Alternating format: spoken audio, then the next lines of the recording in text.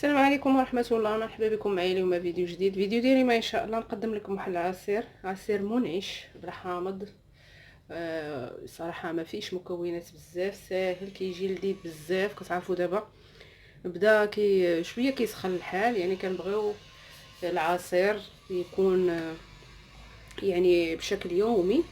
وكذلك يعني مع اقتراب شهر رمضان كتكون طلبات على يعني العصير، يعني كنحاولوا مع الصيام تنستهلكوا العصير بكثره. فان شاء الله غتكون مجموعه ديال يعني عصير يعني بنكهات مختلفه. غادي ان شاء الله نبحث وفين ما لقيت شي عصير في المتناول ساهل وبسيط ان شاء الله ندرجو لكم. العصير ديال اليوم غادي يكون بالحامض والياغورت والجبن. غادي نجربوا، غادي يعجبكم بزاف صراحه، غيجي رائع وكتيرش. باقي دابا الحامض البلدي متواجد، نغتنموا الفرصه ونستهلكوه، فيه واحد المذاق زوين بزاف. في المقادير كنحتاجوا، عندي هنايا حامضه غادي نحتاج القشور ديالها غير الفوقانيين، غادي نحكها قدامكم. وحامضه واحده اخرى هي عصرتها هنايا كتعطيني تقريبا واحد ربع كاس ديال العنبه حامض البلدي. المهم اي حامض لقيتو. كنحتاجوا واحد ياغورت انا درت هنا ياغورت طبيعي، ممكن ديروا نتوما باي نكهه بغيتو. كنحتاجوا هنا عندي جوج جبن مثلث. كان ممكن ديروا حتى جبن مربع حتى هو تيجي. وتنحتاجوا لتر ونصف من الماء. وكنحتاجوا هنا عندي انا الفاني بودره، غنحتاج تقريبا معلقه صغيره. ممكن ديروا ساشيه ديال الفاني. وكي قلت لكم هنا عصير ديال الحامضه وحامضه اللي غادي نحكو. بسم الله على بركه الله. غادي نبداو. اول حاجه تنديروها هي تناخذوا هذا الحامض غادي نحكوه هنا بهاد الحكاكه الرقيقه. غادي نوريكم كيفاش انكم تحكوا غير الفوقاني ديالو. هانتوما كتحكوا غير الجهه الصفراء، ما توصلوش حتى للبيضه. ديك البيضه هي اللي كتكون مره، هي اللي كتخسر، هي اللي كتجيب لنا المروره في العصير حتى ما كنبغيوش. هي ودوك الخيوط اللي كيكونوا لداخل ديال البرتقال اولا ديال الحامض. فدائما الا بغينا نسمو بها العصير او اي حلوى او اي كيك، دائما نحكو غير يعني الجلده الصفراء الفوقانيه. انا غادي نكملها. ودابا كي كتشوفوا صافي راني حكيتها. هانتوما حيت لها القشره الصفراء كل هذه غنحتفظ بها حتى نعصرها ولا نغسل بها الدجاج ولا عطا الله ما ندير بها. غادي ان شاء الله نضيفوا الماء لتر ونصف. هاد المكونات كنحتاجوا فيهم لتر ونصف ديال الماء. وغادي نحتاجوا نضيفوا هاد العصير ديال الحامضه انا عصرته. هانتوما حامضه يعني قد هذيك راه كبيره. غنضيفوا العصير ديالها. غادي نضيفوا الجبن المثلث. غنضيفوا جميع المكونات عاد نطحنوهم. بالنسبه انا حيت غادي نطحن بهاد الطحانه، نتوما ممكن ديروا الكاس ديال العصاره مباشره. غادي نضيفوا هاد الياغورت حتى هو المكونات. انا درت من هنا ياغورت طبيعي بلا سكر. وعفوا نسيت واحد الحاجه بالنسبه للسكر، كل واحد كيدير على حسب الرغبه. بالنسبه للسكر انا هنا غادي نضيف شويه ديال السكر، ما غاديش نكثر السكر، بغيتو يكون شويه ناقص من السكر، ما بغيتوش يكون حلو بزاف.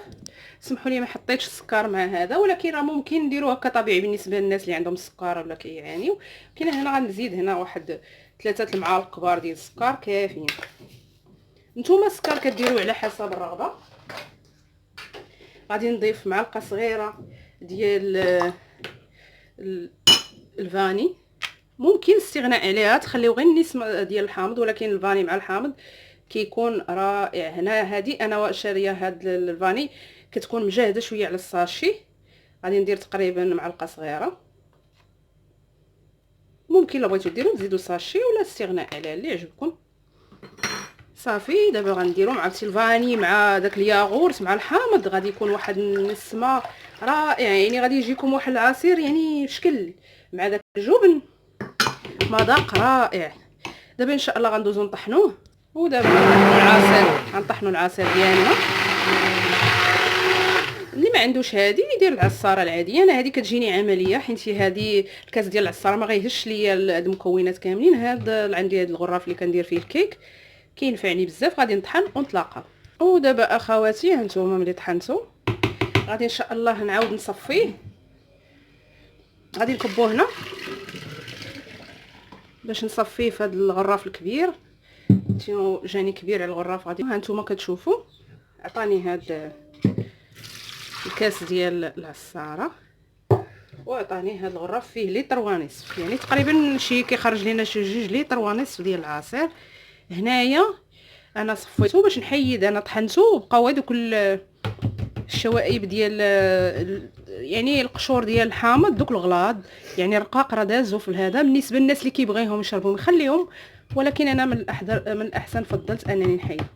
صافي ان شاء الله غادي نديروه في كيسان ديال التقديم ونطلقوا. ماما وهذا هو الشكل النهائي هانتوما كتشوفوا. غادي ان شاء الله نكب في الكيسان. كيجي رائع، يعني ملي كتشوفوه من النظره ديالو منعش.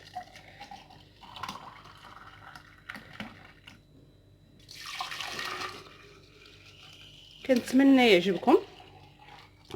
كيف كنقول لكم دائما، الا عجبتكم الوصفه ما تنساوش بارطاجيوها مع الاهل والاحباب باش تعم الفائده. ولا كان عندكم شي سؤال او استفسار كنتظر دائما انا تحت الاشاره ديالكم انكم تخليوا لي الاسئله ديالكم نجاوب عليها. ما كاين حتى شي مشكل، خليوها لي في التعليقات. وبالنسبه للمقادير ديال الوصفه وكذلك وسائل التواصل الاجتماعي كتلقاوهم في صندوق الوصف. بالنسبه لهذا راه كيجي ناقص في الحلاوه بهذوك 3 معالق اللي درت ديال السكر. الا درتو ياغورت حلو باي نكهه راه كيعاونكم انه يجي حلو شي شويه. ولكن الا درتو ياغورت مسوس ذوقوا وديروا السكر على حسب الذوق. ممكن توصلوا حتى الكاس ديال السكر على حسب الرغبه. انا تعمدت بانني نقص من نص السكر، بغيت نديرو مسوس. كنتمنى تعجبكم الوصفه. كنشكركم بزاف، كنقول لكم الى اللقاء في فيديو قادم ووصفه قادمه ان شاء الله بحول الله.